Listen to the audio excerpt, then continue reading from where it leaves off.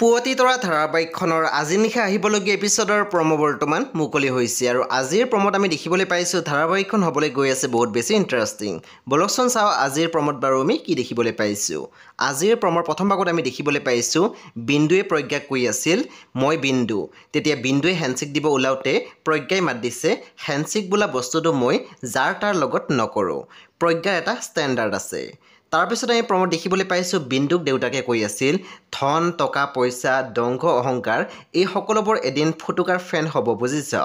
তাৰপিছত আমি প্ৰমত দেখিবলৈ পাইছোঁ বেদে কৈ আছিল তই জাষ্ট এবাৰ মোৰ ফেমিলিৰ কোনোবাক চুই দেখা, মোৰ ভণ্টি আৰু মোৰ দেউতাৰ কচম তোৰ হাত ভৰি আঙুলি কাটি মোৰ গাড়ীৰ 4 চকাৰ যদি এলয় হুইল লগাব নোৱাৰোঁ মোৰ নাম বেদ নহয়।